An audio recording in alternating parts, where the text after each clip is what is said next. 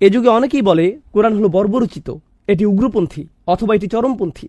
অনেক মুসলিম কিশোর তরুণেরা যখন আপনি তাদেরকে জিজ্ঞেস করেন কোরআন সম্পর্কে তোমাদের ধারণা কি, তারা বলে এটাতে অনেক শাস্তির কথা আছে, আল্লাহ অনেক রাগান্বিত, বেশিরভাগ জিনিসই হারাম।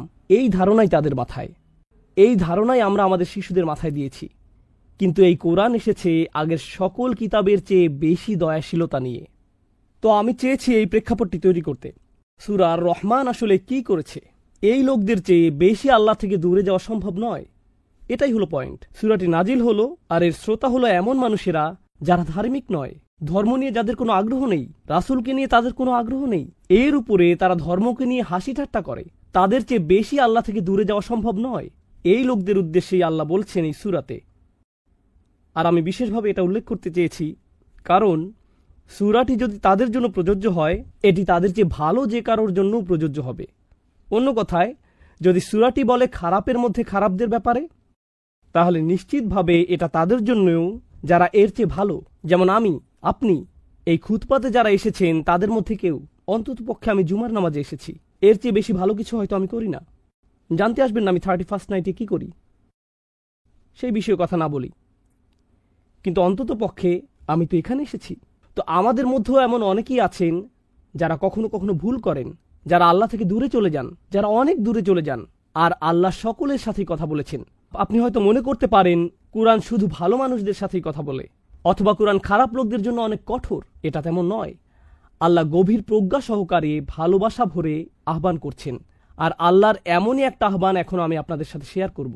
ইয়াস আলুহু ও তার আগে কুল্লু মান আলাইহা ফান, এই পৃথিবীর উপর প্রত্যেকেই বিলীন হয়ে যাবে। প্রত্যেকে এই পৃথিবীর উপর, সে যেই হোক, হয়ে যাবে ফান। আরবিতে ফান এসেছে ফানা থেকে। ফানা অর্থ শুধু আপনি মারা যাবেন তা নয়, আসলে এর অর্থ হলো কেউ আপনাকে মনে রাখবে না।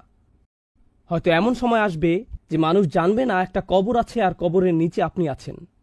যেখানে এখন আমরা বসে আছি, আমরা জানি না কে এখানে ছিল 1000 বছর আগে। আমরা জানি না। আমরা জানি না কে এখানে ছিল 2000 বছর আগে। আমরা জানি না মাটির কত গভীরে তারা এখন আছে, আর তাদের দেহের কতটুকু এখন অবশিষ্ট আছে। কদ আলিমনা মা তানকুসুল আরদু মিনহুম, আমি জানি না মাটি তাদের দেহের কতটুকু খেয়েছে। আল্লাহ জানেন, আমরা জানি না। তো আল্লাহ বলছেন একটি বাস্তবতা যা আপনার মনে গেঁথে যাওয়া উচিত। আপনি এখানে স্থায়ীভাবে থাকতে আসেননি। জানেন আমাদের জীবনে কি হয়? দিন আসে দিন যায়। আমরা এতটাই ব্যস্ত হয়ে পড়ি, আজকে কি করব, এই মুহূর্তে কি করতে হবে, ছুটির দিনে কি করব, সামনের 1 মাসে অথবা 2 মাসে কি করব। মানুষ দীর্ঘমেয়াদী চিন্তা করে। তারা চিন্তা করে যে আমি পরিকল্পনা হিসেবে 2 মাসের ক্যালেন্ডার তৈরি করব, আমি বাৎসরিক ক্যালেন্ডার তৈরি করব। ছাত্ররা চিন্তা করে পরের সেমিস্টারে তারা কোন কোন কোর্সগুলো নিবে। দীর্ঘমেয়াদের ব্যাপারে আমাদের চিন্তা হলো কয়েকদিন নিয়ে, কয়েক মাস নিয়ে। সুপরিকল্পিত কোনো ব্যক্তির প্ল্যান হয়তো পরবর্তী 1 বছর বা 2 বছরকে নিয়ে। এভাবে আমরা দীর্ঘমেয়াদে চিন্তা করি। কিন্তু আল্লাহ আজ্জা ওয়া জাল্লা আমাদেরকে জানিয়ে দিয়েছেন তোমার দীর্ঘমেয়াদী পরিকল্পনার মধ্যে একটা জিনিস অন্তর্ভুক্ত করতে হবে। মৃত্যু তোমার ক্যালেন্ডারের অংশ। স্টার চিহ্ন দিয়ে রাখো। এটা যে কোনো সময় ছবল দিতে পারে। এটা অনিশ্চিত। এটা আপনার এবং আমার সচেতন মনের অংশ হতে হবে। এতে কিছু আসে যায় না যে আপনি বিশ্বাসী নাকি অবিশ্বাসী, আপনি সিরিয়াস নাকি সিরিয়াস নয়, আপনি নামাজ পড়েন আর না পড়েন। একটি বাস্তবতা আপনি এড়িয়ে যাওয়ার অভিনয় করতে পারেন, এড়িয়ে যাওয়ার চেষ্টা করতে পারেন, কিন্তু এটা আসছে। আর যত দূরেই আপনি যান না কেন, ফাইন্নাহু মুলাকিকুম, এটা আসবে এবং আপনাকে আঘাত করবে। আমরা এক অদ্ভুত সময় বাস করছি। আমরা এটাকে তথ্যের যুগ বলি, কিন্তু আমাদের বেশিরভাগই আমাদের নিজেদের ধর্ম সম্বন্ধে বেশি কিছু জানি না। আমরা সত্যিই জানি না কিভাবে আমাদের কিতাব এবং আমাদের বিশ্বাস এবং আমাদের ধর্মগ্রন্থ আমাদের উপশম দিতে পারে। এটা কিভাবে আমাদের কঠিন সময় সাহায্য করতে পারে। যখন এমনটা ঘটে তখন আমরা শয়তানের সহজ শিকারে পরিণত হই।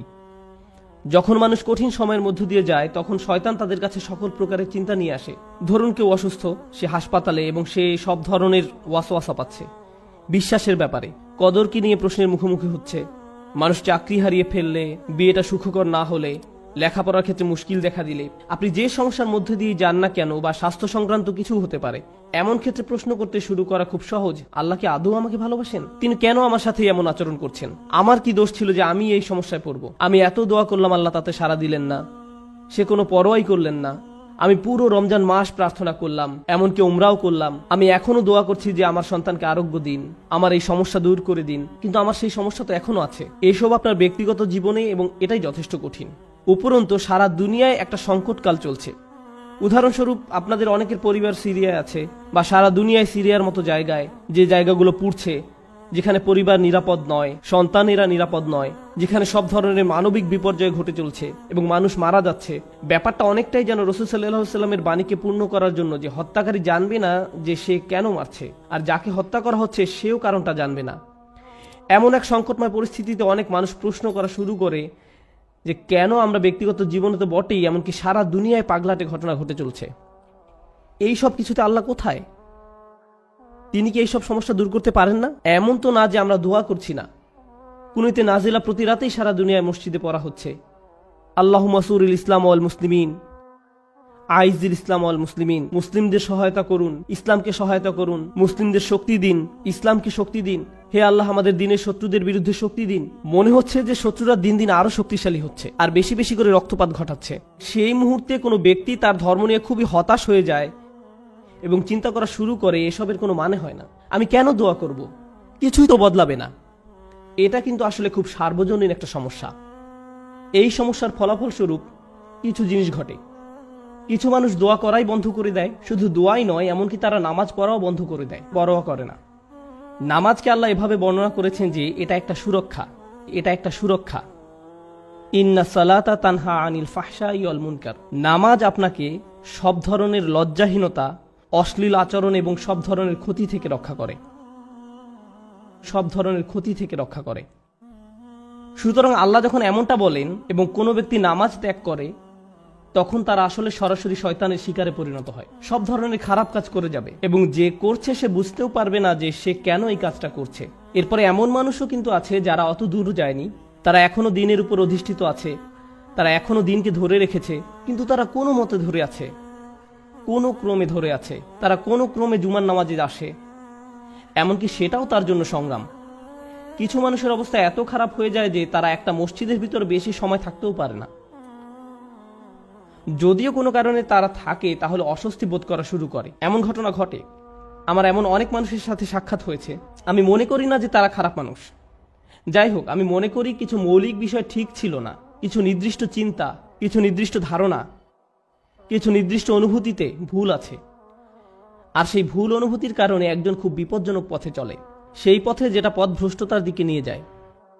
এদিকে সূরা হাজের শুরুতে আল্লাহ আজ্জা ওয়া জাল্লা বলছেন সেই সব মানুষের কথা যাদের কাছে মানুষকে পথ ভ্রষ্ট করার কার্যপ্রণালী আছে।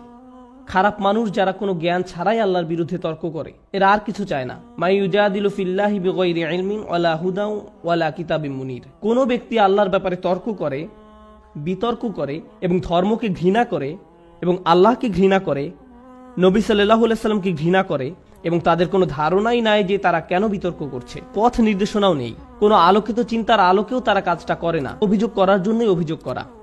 সেই ধরনের মানুষগুলোর জন্য শুধু এটা যথেষ্ট নয় যে তারা বিভ্রান্তিতে আছে, তাদের আসলে অন্য কাউকে ভুল পথে পরিচালিত করতে হবে। সেটা একদল মানুষ, কিন্তু এই দলের মানুষদের নিয়ে আমি আজ কথা বলবো না। আমি কথা বলবো এর পরের যে দল, তাদের নিয়ে, যারা কিনারায় আছে, আক্ষরিকভাবেই যারা প্রান্তে আছে। কুরআন তাদেরকে এইভাবে বর্ণনা করছে, অমিনান নাসি মান ইয়াবুদুল্লাহি আলা হারফ। আমি এটা এভাবে অনুবাদ করব যে মানুষের মধ্যে এমন কেউ আছে যে আল্লাহর উপাসনা করে একদমই কিনারায়। তারা আল্লাহর উপাসনা করে কিন্তু পর্বতের একদম খারাপ প্রান্তে। এর অর্থ কি? এর অর্থ হলো কিছু সময় এখানে, কিছু সময় সেখানে পড়ে যাওয়ার জন্য প্রস্তুত। তাদের বিশ্বাস যথেষ্ট স্থির নয়, তারা তাদের উপাসনায় যথেষ্ট স্থিতিশীল নয়, তারা অনড় নয়, তাদের মনে এমন প্রশ্ন আছে যার উত্তর তার জানা নেই, অমীমাংসিত আবেগ। সুতরাং সেটা কিভাবে প্রদর্শিত হয়? আল্লাহ নিজে বলেন, ফাইন আসাবাহু খায়রুন আতবাআন্না বিহি। যখন ভালো কিছু তাদের আসে, যদি জীবনে ভালো কিছু ঘটে তাহলে তারা ভালো থাকে। ঠিক আছে, ঠিক আছে, আল্লাহ আসলে এই দুয়াটা শুনেছেন, সুতরাং আমি এখন নামাজ পড়তে পারি, আমার ভালো লাগছে। ওয়া ইন আসাবাহু ফিতনাতুন, যখন তারা কোনো ফিতনার সংস্পর্শে আসে, ফিতনা শব্দের অর্থ হলো কোনো ধরনের পরীক্ষা, কোনো কিছু যেটা তাদের বিশ্বাসকে পরীক্ষা করে। সুতরাং আল্লাহ খায়রের বিপরীত শব্দ শার ব্যবহার করেননি, এখানে শব্দটি হবে শার। সুতরাং আপনি হয়তো আশা করছিলেন যে আল্লাহ বলবেন ফাইন আসাবাহু খায়রুন ইতমাআন্না বিহি ওয়া ইন আসাবাহু শাররুন। না, ওয়া ইন আসাবাতহু ফিতনাতুন। কেন এই শব্দটি গুরুত্বপূর্ণ? কারণ আল্লাহ আমাদেরকে জানাচ্ছেন যখন আপনার খারাপ কিছু ঘটে তখন শুধু আল্লাহ আপনার বিশ্বাসকে পরীক্ষা করছেন। আল্লাহ শুধু দেখতে চান আপনি কি বিশ্বাস করেন এক আল্লাহকে যে আপনাকে তখনও ভালোবাসেন। যিনি তখনও আপনাকে গুরুত্ব দেন, তখনও তিনি আর রহমান, তখনও তিনি আর রাজেক, তিনি তখনও আপনার সবকিছুর যোগান দিয়ে যাচ্ছেন, আপনার যত্ন নিয়ে যাচ্ছেন, যদিও আপনি তা দেখতে পান না, যদিও আপনার মনে হচ্ছে যেন আপনার সামনে সমস্যার স্তূপ। আর শয়তান চায় যে আপনি প্রশ্ন করুন আল্লাহ কোথায়, সে চায় যে আপনি প্রশ্নটি করুন। তাই আল্লাহ আপনাকে অনেক সময় এমন পরিস্থিতি ফেলতে চান এটা দেখার জন্য যে আপনার বিশ্বাস কতটা পাকাপোক্ত। এই দিনের শুরু কিন্তু আল্লাযিনা ইউমিনুনা বিল গায়ব, তারা এমন এক আল্লাহকে বিশ্বাস করে যাকে তারা দেখতে পায় না। এর অর্থ শুধু এই নয় যে আমরা আল্লাহকে দেখতে পাই না, পরিকল্পনাও দেখতে পাই না। আল্লাহ আপনাকে বলে দেন না যে তোমার দিনটা এভাবে যাবে, তুমি এখন কঠিন সময়ের মধ্য দিয়ে যাচ্ছ, কিন্তু সহজ সময় আসছে কয়েক সপ্তাহ বা কয়েক বছর বা কয়েক ঘন্টার মধ্যেই। আমরা জানি না যে পরবর্তী মিনিটেই পরিস্থিতি ভালো হবে নাকি আরো 10 বছর লাগবে, আমরা কিছু জানি না। আল্লাহ সেটা বলবেন না। ওমা কান আল্লাহু লিইউতলিয়াকুম আলাল গায়ব, আল্লাহ আপনাকে অদৃশ্যের ব্যাপারে জানাবেন না, তিনি সেটা আপনাকে জানাতে বাধ্য নন। আল্লাহ শুধু আপনাকে বলছেন তাকে বিশ্বাস করতে, শুধু আপনাকে বলছেন তাকে বিশ্বাস করতে, তাকে বিশ্বাস করতে যে আপনি নিজেকে কতটা ভালোবাসেন, আল্লাহ আপনাকে তার চেয়েও বেশি ভালোবাসেন। আপনাকে শাস্তি দিয়ে, যন্ত্রণা দিয়ে তার কোনো লাভ নেই, তার কোনো লাভ নেই। মা ইয়াফআলুল্লাহু বিআযাবিকুম, আপনাকে শাস্তি দিয়ে আল্লাহর কি লাভ? আপনি কেন ভাবেন যে আল্লাহ আপনাকে পাকড়াও করতে চান? আল্লাহ নিজে আক্ষরিক অর্থেই এই প্রশ্ন করেছেন। সুতরাং যখন আপনি আমি পরীক্ষার মধ্য দিয়ে যাই, তখনই এটা হিসাব করে দেখার সময় যে আল্লাহকে বিশ্বাস করা তো সহজ যখন সবকিছু ঠিক আছে, তখন এটা তুলনামূলকভাবে সহজ। কিন্তু বিশ্বাস করা কঠিন, বিশেষত আল্লাহর কিছু নামে, আল্লাহর সেই সব নামে যেগুলোকে আমরা কঠিন সময় আঁকড়ে ধরে আছি। সেগুলোকে ধরে রাখা কঠিন যখন আমাদের উপর আঘাত আসে, যখন আমরা বিশ্বাস করি যে আল্লাহ উপশমকারী, আল্লাহ সব শিফার মালিক, তার কিতাব হলো শিফা, আর আপনি হাসপাতালে বসে আছেন মৃত্যুমুখী মায়ের কাছে বা মৃত্যুমুখী বাবার কাছে, তখন বিশ্বাস করা কঠিন। এটা অনেকের কাছেই কঠিন মনে হয়। এই খুতবাকে আমি দুইটা জিনিসে ভাগ করতে চাই। একটা হলো দোয়া বিষয়ে আমাদের চিন্তাভাবনা সংশোধন করা। পবিত্র কোরআনের অধিকাংশ দোয়াতে, নবী সাল্লাল্লাহু আলাইহি সাল্লামের সুন্নতের অধিকাংশ দোয়াতে আপনি খুব সাধারণ একটা ব্যাপার খেয়াল করবেন যে কোনো না কোনোভাবে আপনি আল্লাহর কাছে নিজের জন্য আরো বেশি শক্তি, আরো বেশি সামর্থ্য প্রার্থনা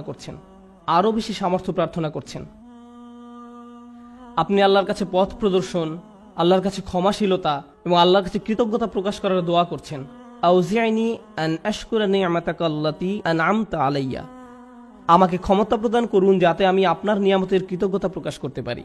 আমি আপনাদের একটা উদাহরণ দিব যা দ্বারা আপনাদের বুঝতে সহায়ক হবে যে আমি আসলে কি বোঝাতে চাচ্ছি। যেমন ধরুন, একজন মানুষ সমুদ্রে ছিল এবং তাদের জাহাজের সাথে পাথরের সংঘর্ষ হয়ে জাহাজটি ডুবে গেল। তিনি একটি কাঠের টুকরায় সমুদ্রে ভেসে আছেন, দোয়া করছেন এবং আল্লাহর কাছে দোয়া করছেন। এমত অবস্থায় তিনি দুইভাবে দোয়া করতে পারেন। হে আল্লাহ, আমাকে এখনই একটি দ্বীপে স্থানান্তর করুন এবং এই ঝড় বৃষ্টি বন্ধ করে দিন, অথবা হে আল্লাহ, আমাকে এই কঠিন সময় মোকাবেলা করার শক্তি দিন। এখন তিনি দোয়া করলেন, আমাকে এখন একটি হেলিকপ্টার পাঠান এবং আমাকে একটি দ্বীপে নিয়ে যান। দোয়া করতে লাগলেন, হেলিকপ্টার হেলিকপ্টার হেলিকপ্টার, কিন্তু কোনো হেলিকপ্টার আসলো না। তিনি বললেন, আল্লাহ আমাকে হেলিকপ্টারও পাঠালেন না, আমি তো অনেক দোয়া করলাম, এটা ঠিক না, বাদ দাও, আমি আর দোয়াই করব না। অথবা মনে করুন উনি দোয়া করছেন সমুদ্র শুকিয়ে সমতল ভূমি হয়ে যাক, বলছেন, হে আল্লাহ, আপনার তো সেই ক্ষমতা আছে যে কোনো অবস্থার পরিবর্তনের, আপনি সকল কিছুর সৃষ্টিকর্তা, আপনি এই সমুদ্রকে সমতল ভূমিতে পরিণত করতেই পারেন। আপনি যেহেতু ইব্রাহিম আলাইহিস সালামকে নিক্ষেপ করা আগুন ঠান্ডা করে দিয়েছিলেন, আপনি আমার জন্য এটাও করতে পারেন। কিন্তু তারপরও সেটা ভূমিতে পরিণত হয় না, সমুদ্রই থেকে যায় এবং লোকটা ধীরে ধীরে ডুবে যাচ্ছেন। আমি যে বিষয়টা বলতে চাচ্ছি, আমরা মনে করি দুয়ার উদ্দেশ্য হলো আমাদের পারিপার্শ্বিক বাস্তবতা পরিবর্তন করা। কিন্তু যদি আপনি কুরআন এবং সুন্নাহর দোয়াগুলো অধ্যয়ন করে থাকেন, তবে আপনি খেয়াল করে দেখবেন যে পরিবর্তন আপনি যা চাইবেন তা একান্তই নিজের জন্য। হে আল্লাহ, আমি একটা কঠিন সময়ের মধ্যে দিয়ে যাচ্ছি, এটা কাটিয়ে ওঠার সক্ষমতা দান করুন। কিছু পরীক্ষার্থী একটা সাধারণ পরীক্ষা দিবে, তখন তারা দুই ধরনের দোয়া করতে পারে। একটি হলো, হে আল্লাহ, আমাকে এই বিষয়টি বুঝে নেওয়ার ক্ষমতা দিন, মনোযোগী করুন, আমাকে এমন ক্ষমতা দিন যেন পরীক্ষা দেওয়ার সময় আমি ঘাবড়িয়ে না যাই, অলসতা যেন আমাকে গ্রাস না করে, এভাবে নিজের জন্য দোয়া করা। অথবা তারা এভাবে বলতে পারেন, ইয়া আল্লাহ, আমি জানি এটা একটা মেডিকেল পরীক্ষা, কিন্তু আপনি এটাকে ক্লাস 2 এর অঙ্কর পরীক্ষার মতো সহজ করে দিন, যেন আমার এই সমস্যাই না থাকে। আপনি হয়তো বাস্তবতা বদলাবার জন্য দোয়া করতে পারেন, অথবা নিজের সক্ষমতা বৃদ্ধির জন্য দোয়া করতে পারেন। বেশিরভাগ মানুষ যারা ধর্মবিশ্বাসে দুর্বল, তারা নিজেদের ক্ষমতা বৃদ্ধি বা নিজেদের পরিবর্তন চায় না, এবং আল্লাহর কাছেও তাই চায়। কিন্তু আসলে কি সেই পরিবর্তন হয় না? এবং যখন পরিবর্তন হয় না, তখন তারা আল্লাহকে দোষারোপ করে। কেন আপনি আমার পৃথিবীকে পরিবর্তন করেননি? কেন আপনি সবকিছুকে আমার জন্য সহজ করে দেননি? আপনি যদি চান বাস্তবতা আপনার পক্ষে থাকবে, তাহলে আপনাকে সত্যিকারভাবে শিখতে হবে কিভাবে আল্লাহর কাছে সমর্পিত হতে হয়। এমন নয় যে যখন কিছু প্রয়োজন, কোনো সমস্যা, তখনই আল্লাহর কাছে সাহায্য চান, বরং আপনি আল্লাহর কাছে সব সময় আসবেন। আপনাকে সব সময় তার কাছে সমর্পিত হতে হবে। এভাবে এই মনোভাবের উন্নতি হবে, এবং এমন একটি সময় আসবে যখন বাস্তবতা আমাদের কাছে আত্মসমর্পণ করবে। আর সেই সময় হলো যখন আমরা আল্লাহর সাথে মিলিত হব। লাহুম মা ইয়াশাউন। আমরা যা চাই তা সবই আমরা পাবো। সমস্যা হলো আমরা সবাই এই মুহূর্তে চাই। আল্লাহ বলছেন, আমি তোমাদের সবই দিব, কিন্তু এখন তোমরা কিছু ভালো অভিজ্ঞতা অর্জন করবে এবং কিছুটা পরীক্ষায় পড়বে। আর একমাত্র যে কারণে তিনি আমাদের পরীক্ষায় উপনীত করেন, তা হলো তিনি চান আমরা যেন উত্তীর্ণ হই এবং জান্নাতের জন্য যোগ্যতা অর্জন করি, কারণ এই কষ্টকর যাত্রা আমাদেরকে তাঁর সান্নিধ্যে নিয়ে আসবে। লাকাদ হাক্কাল কওলু আলা আকসারিহিম ফাহুম লা ইউমিনুন। সত্য একেবারেই প্রকাশিত হয়ে গেছে। এর অর্থ হলো সত্য একদম পরিষ্কার হয়েছে। বার্তাটি যে সত্য তা বেশিরভাগ মানুষের কাছেই স্পষ্ট, তবুও তারা বিশ্বাস করে না। ফাহুম লা ইউমিনুন, যে তারা তবুও বিশ্বাস করবে না। আল্লাহ এখানে একেবারে অবাক হবার মতো কিছু বলছেন। তিনি বলছেন তাদের বেশিরভাগই ইতোমধ্যেই জানে যে আপনি যেই বার্তা দিচ্ছেন সেটি পুরোপুরি কি সত্য, কিন্তু তবুও তারা ঈমান আনবে না। এর আগের আয়াতে তাদের অবচেতনার লম্বা ইতিহাসের কথা বলা হয়েছে, আর এই আয়াতে আছে তারা পুরোপুরি সচেতন, তারা এটা জানে, তবুও বিশ্বাস করবে না। তাহলে প্রশ্ন ওঠে, যদি তারা বিশ্বাস নাই করবে তবে লাভ কি এসবের? কেন বলা হচ্ছে যাও তাদেরকে সতর্ক করো, আর তারা বিশ্বাস করবে না? আচ্ছা, একদম উপর থেকে শুরু করি। সত্য তাদের কাছে একেবারে স্পষ্ট কিভাবে হলো? এক অনস্বীকার্য সংমিশ্রণের কারণে। আল্লাহর নিখুঁত কালাম ও নবীজির নিখুঁত চরিত্র সাল্লাল্লাহু আলাইহি সাল্লাম, এভাবেই হেদায়েত ঘটে। ঠিক বার্তা আর বার্তাবাহক, সর্বশ্রেষ্ঠ বার্তাবাহক আর সর্বশ্রেষ্ঠ বার্তা একত্রে মিলিত হয়েছে। তাই এমনকি কাফিরও, অস্বীকারীও ভিতর ভেতর জানে যে কোনোভাবেই তার প্রত্যুত্তর তারা দিতে পারবে না। আমি কখনোই জানতে পারতাম না, আপনিও জানতে পারতেন না, এমনকি নবীজিও জানতে পারতেন না সাল্লাল্লাহু আলাইহি সাল্লাম। আল্লাহ ওদের অন্তরের ভেতরে ভালোভাবে নজর দিয়ে খুব সূক্ষ্মভাবে সেটার বিশ্লেষণ করলেন, এরপর আয়াত নাজিল করলেন। সত্য একেবারেই স্পষ্ট হয়ে গেছে, আর বেশিরভাগের বেলাতে এটাই হলো অবস্থা। তারা ভালো করেই জানে, তবুও কোনোভাবেই বিশ্বাস করবে না। এখন দেখার বিষয় হলো, নবী সাল্লাল্লাহু আলাইহি সাল্লামের বৈধতার জন্য কোরআন কি যথেষ্ট না? আল্লাহ কি শুরুতেই তার বৈধতা দেননি? তিনি বলেন, এটা শুধু তোমার বৈধতার জন্য যথেষ্ট না, বরং তাদের বৈধতার জন্য। চিন্তা করো না, তোমাকে কিছুই ভাবতে হবে না। নাকি তারা বোঝেনি? তারা ঠিকই বুঝেছে। আমি বলছি তারা বুঝেছে ঠিকই, কিন্তু শুধু তোমাকে তা দেখতে দিচ্ছে না। এখন প্রশ্ন হলো, এর ভিন্ন আরেকটি সুন্দর বিষয় এবং সেটার ভয়ঙ্কর দিকও। আল্লাহ বলছেন তারা বিশ্বাস করবে না। ফাহুম লা ইউমিনুন, এখানে ইউমিনুন হলো ক্রিয়াপদ। ক্রিয়াপদ ব্যবহৃত হলে সেটাকে অস্থায়ী বোঝানো হয়, অর্থাৎ এখন তারা বিশ্বাস করবে না, তবে শেষ পর্যন্ত কিছু একটা হলেও হতে পারে, তারা বিশ্বাস করতেও পারে। এখন ওটা কি? এটা আসলে কোরআনের একটা ইঙ্গিত। কোরআনের অনেকগুলো স্থানে এই মূলনীতি উল্লেখ করা হয়েছে। মনোযোগ দিয়ে শুনুন।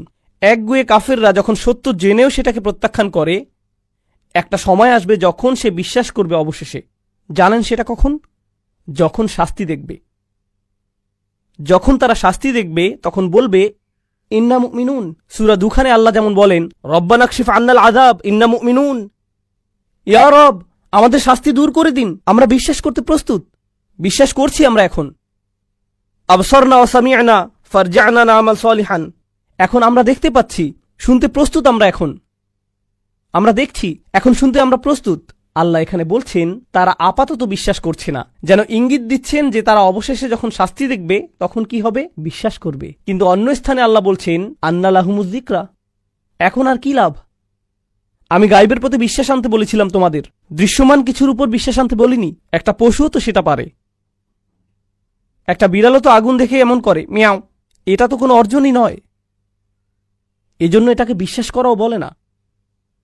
তো এখন তিনি বলছেন যে তারা বিশ্বাস করবে না। কিন্তু এর পরের আয়াতে সবচাইতে গুরুত্বপূর্ণ অংশটি এতক্ষণ চেপে রাখছিলাম, আপনাদের খুব কঠিন এক প্রশ্ন করেছিলাম। তারা যদি বিশ্বাস নাই করবে তবে দাওয়াতের কি লাভ?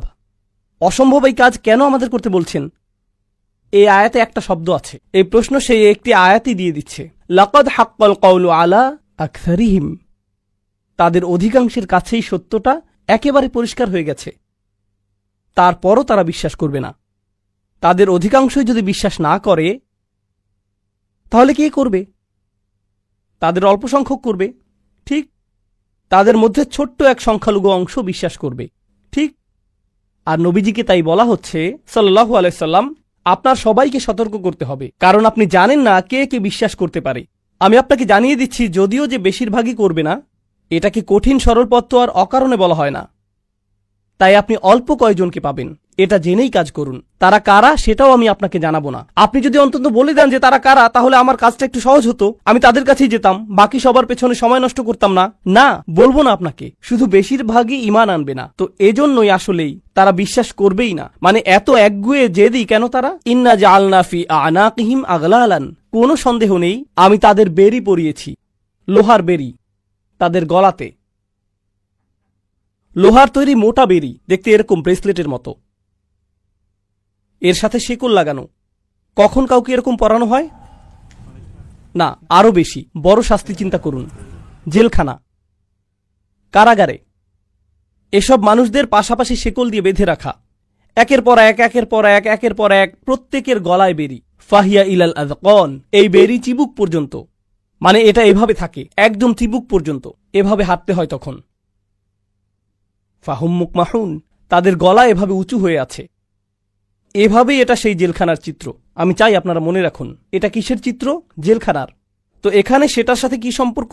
আল্লাহ কিন্তু আপনাকে বলছেন না যে আপনি যদি এখন কুরাইশদের কাছে যান, যদি আবু জাহেলের কাছে যান, এখনই তাকে এরকম বেরি পরা অবস্থায় দেখবেন। না না না না, এই বেরি কি দৃশ্যমান নাকি অদৃশ্য? এটা অদৃশ্য এক বেরি।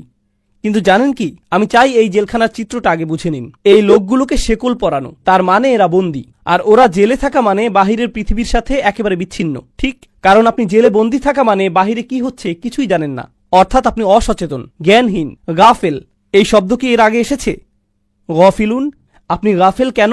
কারণ আপনি জেলে, আর আপনার গলায় এমন বেরি থাকলে আপনি আশেপাশে দেখতে পারবেন না, মানে আপনি জানতেই পারবেন না আপনার পাশেই কি হচ্ছে, মানে আপনি আরো বেশি অজ্ঞ, গাফেল হয়ে গেলেন।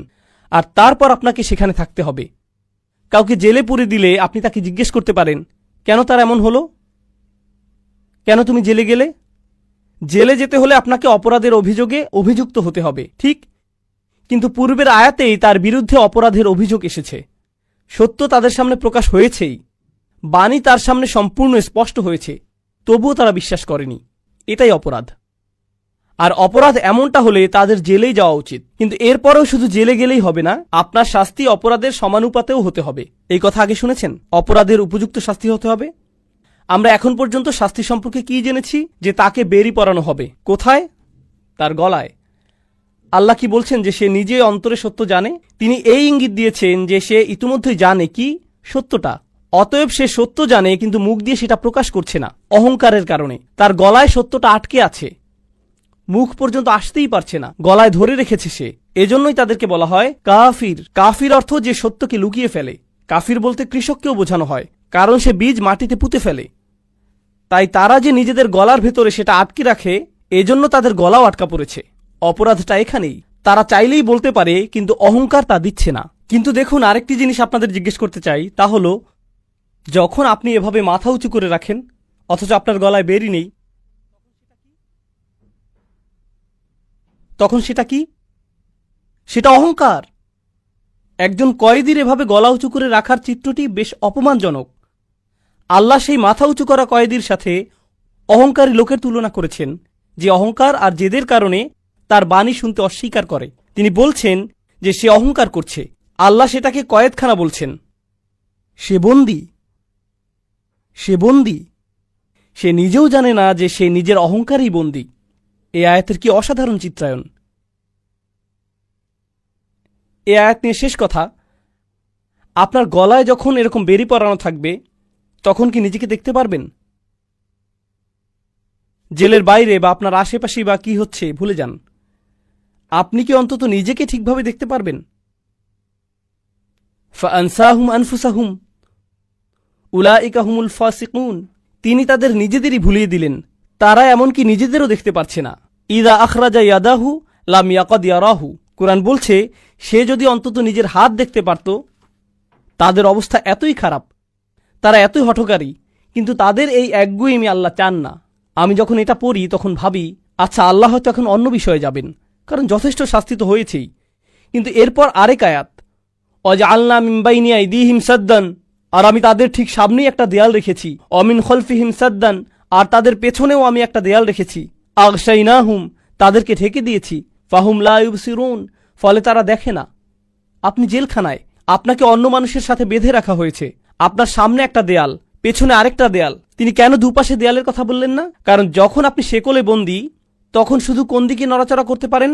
সামনে ও পেছনে। আর আপনি আশেপাশে তাকিয়েও দেখতে পারছেন না, কারণ গলায় বেড়ি বাঁধা। তাই শুধু সামনে আর পেছনেই যেন দেখতে পান, এটুকুই। তো তারা এই দিকেই এগিয়ে আসছে। তাহলে আল্লাহ কি বলছেন? তাদের সামনে একটা দেয়াল আছে আর তাদের পেছনে একটি দেয়াল আছে। এই দেয়ালের কাজ কি? আপনি পালাতে পারবেন না। দেয়ালের আরেকটি কাজ হলো আপনি ওপাশের কিছুই দেখতে পাবেন না। ঠিক এটার কারণেই তারা অসচেতন। কিন্তু এখানে তো তিনটি আবরণ, সামনে দেয়াল, পেছনে দেয়াল, উপরে আরেক আবরণ। এটা কিছু খুব খুব গুরুত্বপূর্ণ। যখন আমি খুবই গুরুত্বপূর্ণ দুইবার বলি, খুব খুব এভাবে, তার মানে হলো এটা আসলেই খুব খুব গুরুত্বপূর্ণ।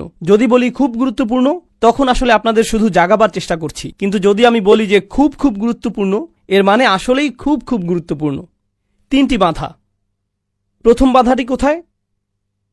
ঠিক তাদের সামনে। বোঝার চেষ্টা করুন এর মানে কি। আমাদের ঠিক সামনে কি জানেন? সবকিছু।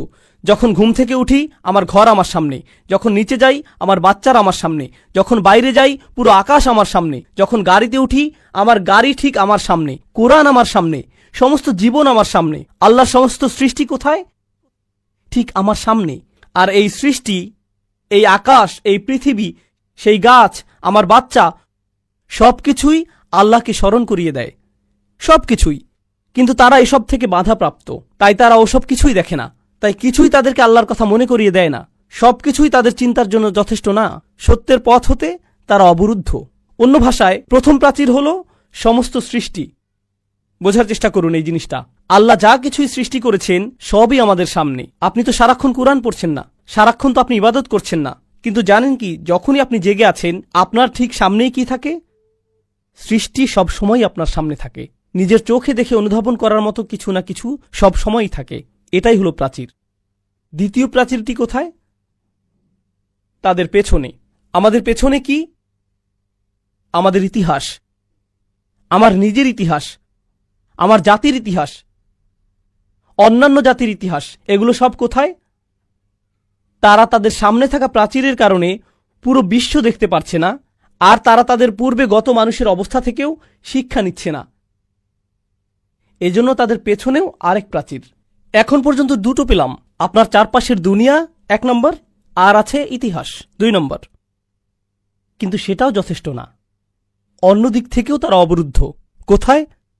ফাআগশাইনাহুম, আমি তাদেরকে ওপর থেকেও ঢেকে দিয়েছি। এখন আপনি যদি ওপর থেকে তাদের বন্দী করে রাখেন, তার মানে ওপর থেকেও এমন কিছু শেখার আছে যা সত্যের পথ দেখায়। আপনি যদি ইতিহাসে মনোযোগ দেন, সেখান থেকেও সত্য পেতে পারেন। হতে পারে ওপরেও কিছু একটা আছে যা আপনাকে সত্যের দিকে নিতে পারে। সেটা কি? আল্লাহর পক্ষ থেকে বাণী। এখন সেটাও আপনার অন্তর হতে অবরুদ্ধ। আপনি কোরআনের যেখানেই পড়েন না কেন, তা বলবে যে সত্যে পৌঁছানোর জন্য 3টি রাস্তা আছে। আপনার চারপাশের পৃথিবীর দিকে নজর দিতে পারেন, ইতিহাসের প্রতি নজর দিতে পারেন, আর নজর দিতে পারেন ওহির প্রতি। কোরআনে এই 3টি ধ্রুব। আপনি যখন নিজের প্রতি মনোযোগ দিচ্ছেন, তখন আপনি সবকিছুর প্রতি দিচ্ছেন। সানুরিহিম আয়াতিনা ফিল আফাকি ওয়া ফি আনফুসিহিম হাত্তা ইয়াতাবায়্যানা লাহুম আন্নাহুল হক। আপনার চারপাশের পৃথিবীটাই সত্যে পৌঁছানোর প্রথম ধাপ, ইতিহাস। আর যারা ইতিহাস নিয়ে চিন্তা করতে পারে, তারাও সত্যে পৌঁছাতে পারে। আর সত্যে পৌঁছানোর সবচাইতে শক্তিশালী পথটি অবশ্যই সেটা যা ওপর থেকে আসে। অথচ এই মানুষগুলো পুরোপুরি অবরুদ্ধ। তাই ওহি তো দূরে থাক, তারা তো এই বাণী শুনছেই না। নবীজি সাল্লাল্লাহু আলাইহি সাল্লামকে তারা আপনাকে শুনবে না, অথচ তা কোরআন উপর থেকে এসেছে। অথচ তা কোরআন উপর থেকে এসেছে। এটা বলতে বলার আগে দেখুন, সেটা তো তাদের প্রথম অপরাধী না। তারা তো তাদের আশেপাশের পৃথিবীটাতেই মনোযোগ দেয় না। তারা ধ্বংসাবশেষ নিয়েও চিন্তিত না। তারা তো অতীত জাতির ধ্বংসাবশেষের পাশ দিয়ে গিয়েছে, আরবরা যেত এভাবে। অথচ তারা 2 বার ভাবত না, এখানে কি হয়েছে, এখানে কি হয়েছে। ফাহুম লা ইউবসিরুন, তাদের এই অবস্থা কেন হলো, তারা এমনটা কখনোই ভাবেনি। কি এক চিত্রায়ন, কি অসাধারণ চিত্রায়ন। আর এই সব কিছুর শেষে এখন নবীজি সাল্লাল্লাহু আলাইহি সাল্লামকে বলা হচ্ছে, তিনি কি সংখ্যাগুরুদের পাবেন নাকি সংখ্যালঘুদের? এখন বলা হচ্ছে বেশিরভাগ মানুষই খারাপ, কোনো আশা নেই। ওয়াসাওয়াউন আলাইহিম আনযারতাহুম আম লাম তুনযিরহুম লা ইউমিনুন। সব একই রকম, আপনি তাদেরকে সতর্ক করেন আর নাই করেন, তারা বিশ্বাস করবেই না। হে আল্লাহ, আপনি আমাকে বলেছিলেন তাদের সতর্ক করতে, এখন বলছেন তাদেরকে সতর্ক করি আর না করি লাভ নেই। তাদের জনসংখ্যার বিশাল গোষ্ঠীর ব্যাপারে আসলেই কোনো লাভ নেই। এই মানুষগুলোর ব্যাপারেই যদি নবীজিকে বলা হয়ে থাকে সাল্লাল্লাহু আলাইহি সাল্লাম, তবে তাদের বেশিরভাগের গলাতেই শেকল আর বেরি লাগানো, তাদের বড় অংশের কোনো কিছুতেই কোনো মনোযোগ নেই আর, কিন্তু তবুও তাকে করতে হয়। কেন বাপু? কেনই বা তাদের বেশিরভাগ বিশ্বাস রাখবে না? এমনকি কোরআনও, এমনকি রাসূলুল্লাহ সাল্লাল্লাহু আলাইহি সাল্লামের নিজ কণ্ঠের কোরআনও নয়। এত একগুঁয়ে তার কিভাবে হতে পারে যে স্বয়ং নবীর কণ্ঠের কোরআনও তাদের জন্য যথেষ্ট না? এরকম অবস্থাটি বেশ হতাশাজনক। আর এমনটা যখন হবে, যখন তারা হতাশায় থাকবে, নবীকে তখন বলা হচ্ছে সাল্লাল্লাহু আলাইহি সাল্লাম, ইন্নামা তুনযিরু মান ইত্তাবাআয যিকরা, আপনি শুধু তাকেই সতর্ক করতে পারবেন যে জিকিরের অনুসরণ করে। এই আয়াত সম্পর্কে বলার আগে আপনাদের আরেকটা জিনিস বলতে চাই। সত্যে পৌঁছাবার কয়টি পথের কথা বলেছি আমি? 3। সেগুলো কি কি? একদম সোজা, খুব খুব গুরুত্বপূর্ণ। আমি বলেছিলাম সৃষ্টি, ইতিহাস, ওহী। ঠিক? ওকে, সৃষ্টি, ইতিহাস, ওহী হলো কিভাবে আপনি আপনার মস্তিষ্ক ব্যবহার করে সত্যে পৌঁছাতে পারবেন। একবার সত্য পেয়ে গেলে তখনই সতর্কতাগুলোর উপকার পাবেন আপনি। তাহলে 1টি, 2টি, 3টি, 4 নম্বর কোনটি? সতর্ক বার্তাগুলো। সত্যে পৌঁছাবার আগে যদি সতর্ক বার্তা দিয়ে দেন তবে তার কোনো অর্থই হবে না। আমাদের বাচ্চারা কখনো এমন হয় ইসলাম সম্পর্কে জানেই না। নামাজ পড়ো বাবা। কেন নামাজ পড়বো আম্মা?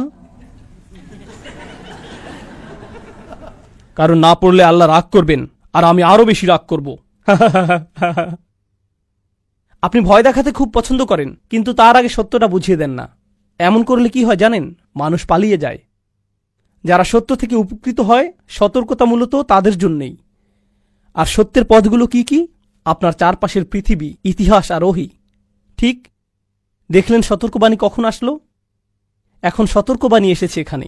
এখন আল্লাহ বলছেন এই 3টি রাস্তা যখন বন্ধ, তখন আপনি যতই সতর্ক করেন না কেন তারা বিশ্বাস করবেই না, কোনো কাজেই আসবে না। অন্যের সাথে ইসলাম নিয়ে কিভাবে কথা বলবেন সেটার উপর কি এর প্রভাব পড়ে না? আমাদের কি তাহলে শুধু সতর্ক করার তুলনায় সঠিকভাবে চিন্তা করার প্রতি মনোযোগ দেওয়া উচিত নয়? যদি আপনি মানুষকে সতর্ক করতে চান, কি দিয়ে শুরু করা উচিত? সঠিকভাবে চিন্তা করার উপায়। ইতিহাস নিয়ে চিন্তা করতে শেখান, ওহী নিয়ে চিন্তা করতে শেখান, তাদের চারপাশের বিশ্ব নিয়ে চিন্তা করতে শেখান, এরপর তাদের সতর্কবাণীটি দিন। আমার ধারণা হলো আজকাল বেশিরভাগ মুসলিমের ইসলাম নিয়ে আনুষ্ঠানিক তো দূরে থাক, সাধারণ জ্ঞানটিও নেই। আমিও এর অন্তর্ভুক্ত। কি হতাশাজনক পৃথিবীতে আমরা বাস করছি। আমাদের দোষ না এটা। এখন যদি কারো জ্ঞানের সঠিক ভিত্তিই না থাকে আর আপনি এসে তাকে 1 ঘন্টা যাবৎ জাহান্নামের আগুনের উত্তাপ নিয়ে বলেন, তাহলে তো সমস্যা হবেই, কারণ তার ভিত্তিই তো ঠিক নেই। নবীগণ আলাইহিমুস সালাতু ওয়াস সালাম কিন্তু শুরুতেই সতর্ক করতেন না। তারা এভাবে শুরু করতেন না, বরং দাওয়াতের অনেক পর এই কাজ করতেন। তো এখন চলুন এই আয়াত নিয়ে কথা বলি। আপনি শুধুই তাদেরকেই সতর্ক করতে পারবেন যারা উপদেশের অনুসরণ করছে, মানিত্তাবা'আয যিকরা।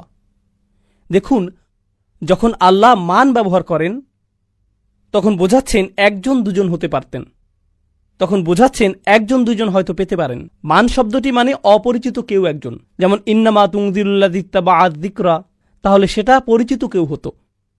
কিন্তু মান অর্থ অপরিচিত কেউ। অন্যভাবে বললে নবীজি অনেক মানুষের সাথে কথা বলেছেন সাল্লাল্লাহু আলাইহি সাল্লাম, আর সেখানে কেউ একজন আছে, তিনি এখনো জানেন না সে কে, অথচ সেই লোক তার কথা শুনছে, সেটা নিয়ে ভাবছে। এখন উপদেশের অনুসরণ করা আর আদেশ পালন করার মাঝে পার্থক্য আছে। আপনি যখন সালাত আদায়ের আদেশ পালন করেন তখন তাকে নামাজ পড়তে দেখেন, বলতে পারেন এই লোকটি আল্লাহর আদেশ পালন করছে। কিন্তু অনেকের মাঝে কেউ যদি বসে বসে আপনার কথা মনোযোগ দিয়ে শোনে, আপনি কি বলতে পারবেন তার মাথায় কি চলছে? না, আপনি কিছুই জানতে পারবেন না। প্রায় তো এমন হয় যে আপনাদের কেউ কেউ এভাবে মাথা ঝাঁকান, অথবা আমি তাকাচ্ছি মনে করে নার্ভাস হয়ে যান, খুব টেনশনে থাকেন, তাই না? এরকম প্রচুর হয় আমার সাথে। যেমন আমি ওই লোকের সাথে কথা বলছি, এদিকে পাশের লোক ভয় পেয়ে যায়, মনে করে আমি তার দিকে তাকিয়ে আছি। হ্যাঁ, এমন হয়, কিন্তু আমি তো জানি না আপনার মাথার ভেতর কি হচ্ছে। আপনি হয়তো ভাবছেন আয় হায়, অথবা আমি কি গাড়ি লক করেছি। কেউ কেউ ভাবছে খেলাটা কয়টায় শুরু হবে। বিভিন্ন জিনিস ঘুরতে থাকে আপনাদের মনের ভেতর, আমি জানি না। নবীজি সাল্লাল্লাহু আলাইহি ওয়াসাল্লামও জানেন না মানুষের মনের ভেতর কি কি ঘটছে, তার জানার কথাও না। আল্লাহ বলেন আপনার একমাত্র কাজ হলো তাকেই সতর্ক করা যার মাথার ভেতরে কিছু ঘটছে, মানিত্তাবা'আয যিকরা। আল্লাহর কথাগুলো কত নিখুঁত দেখুন। ও খশিয়া রহমান, আর সে কাকে ভয় পায়? আর রহমান বিল গাইব, অদৃশ্যে ভয় পায়। সে গাইবের ভেতর আর রহমানকে ভয় পায়। সেটা কেন? রহমান তো অবশ্যই গাইবের ভেতর। তাহলে গাইবের ভেতর বলতে কি বোঝাচ্ছে? আসলে এর মানে হলো সে প্রকাশ্যে আল্লাহর প্রতি আর রহমানের প্রতি ভয় দেখিয়ে বেড়ায় না। কোথায় দেখায় তাহলে? গোপনে। মানে আপনি এখনো জানেন না সে কে, কারণ সে লুকিয়ে লুকিয়ে আর রহমানকে ভয় পায়। নবীজি সাল্লাল্লাহু আলাইহি সাল্লামের কোনো ধারণাই নেই যে তার শ্রোতাদের মাঝে কেউ কেউ মুসলিম হয়ে যাচ্ছে।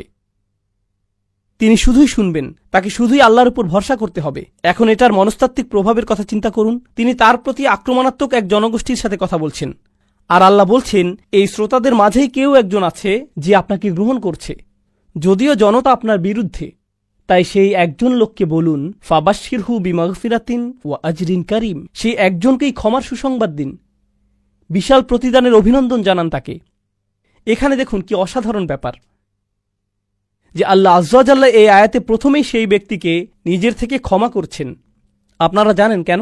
কারণ আপনি যদি সেই শ্রোতাদের একজন হন, তাহলে আপনি এখন নবীজি সাল্লাল্লাহু আলাইহি সাল্লামের কথা শুনছেন।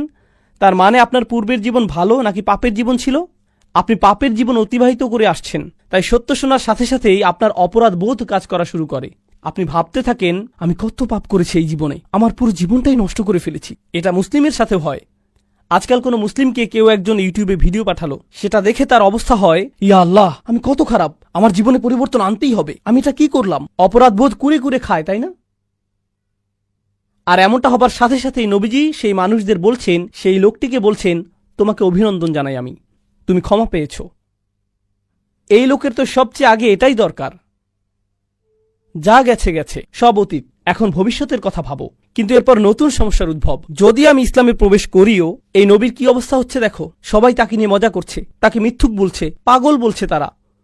পুরো জনতা তার উপর ক্ষিপ্ত। তাকে যদি অনুসরণ করি আমার অবস্থাটা কি হবে?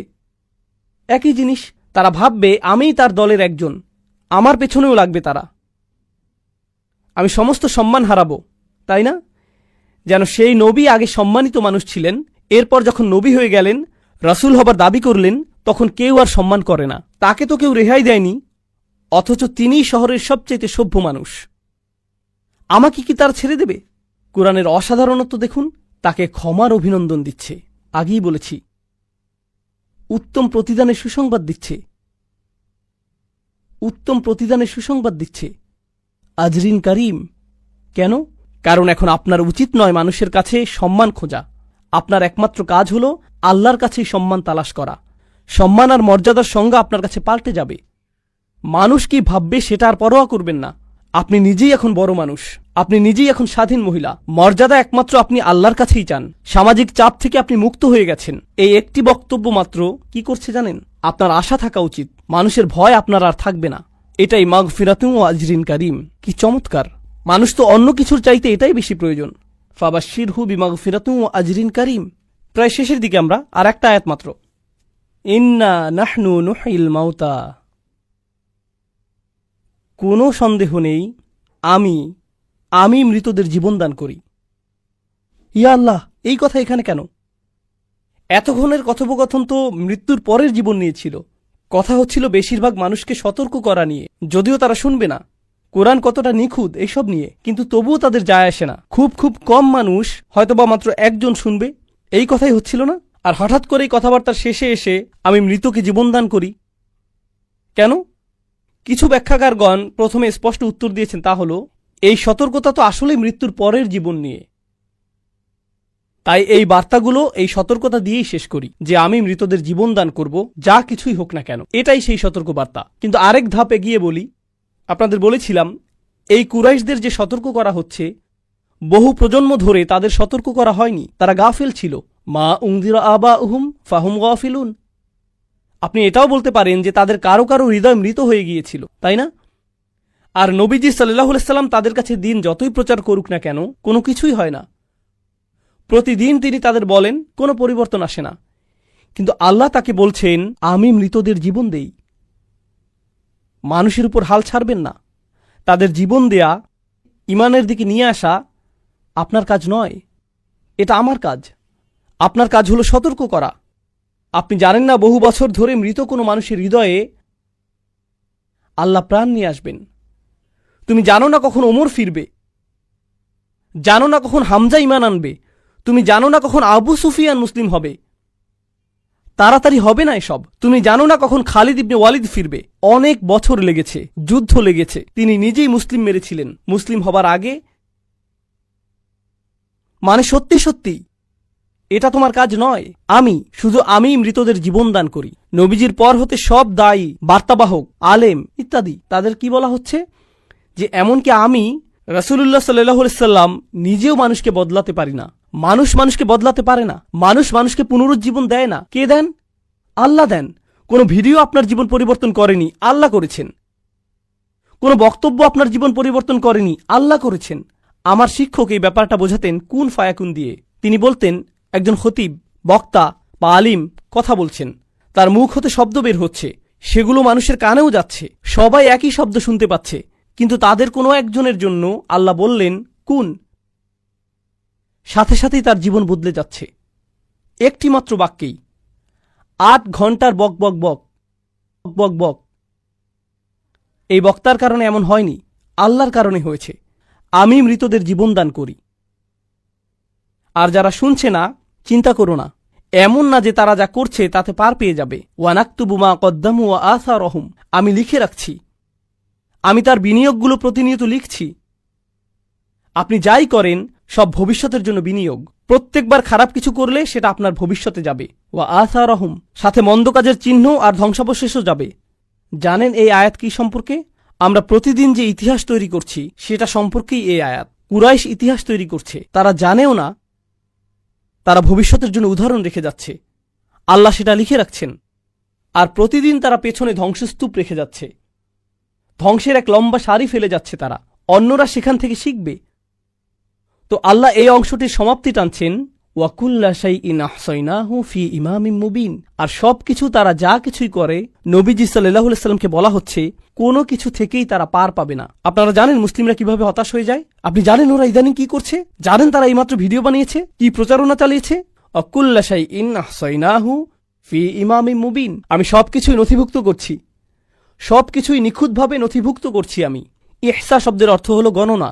প্রাচীন লোকজন যেভাবে গণনা করত, তাদের কাছে বোতল থাকত, যেন এভাবে গণনা ভুল না হয়ে যায়। কারণ এভাবে এভাবে গুনলে ভুল হয়ে যেতে পারে। প্রত্যেক গণনায় যদি পাথর ফেলেন তাহলে গণনা সঠিক হবে। এটাকে বলে ইহসা। আল্লাহ বলছেন, আমি পুরোপুরি খোলা একটি বইতে সবকিছু নিখুঁতভাবে লিখে রাখছি। তাদের সামনে সেটা খুলে ধরা হবে। ইমামিম মুবিন, ইমাম শব্দটি আসে আমাম থেকে, এর মানে সম্মুখে। প্রত্যেকটি জিনিস নিখুঁতভাবে নথিভুক্ত করা আছে এতে। সুতরাং আপনি চিন্তা করবেন না, তারা কিছুতেই ছাড়া পায়নি। সূরার শুরুতেই নবীকে বৈধতা দেয়া হচ্ছিল, মনে আছে? নবী সাল্লাল্লাহু আলাইহি সাল্লামকে বৈধতা দেয়া হয়েছে। এই প্রথম অনুচ্ছেদের শেষে কয়টি অনুচ্ছেদ? 6টি অনুচ্ছেদ। আলহামদুলিল্লাহ, প্রথম আর সবচাইতে বড়টি শেষ। আলহামদুলিল্লাহ। এর শেষে নবী সাল্লাল্লাহু আলাইহি সাল্লামকে সান্ত্বনা দেয়া হচ্ছে। এই সান্ত্বনা দেয়া হচ্ছে যে তাদের অপরাধ কিন্তু ভুলে যাওয়া হবে না, সব লিখে রাখা হচ্ছে, সবকিছু নথিভুক্ত হচ্ছে। বারাকাল্লাহু লি ওয়া লাকুম।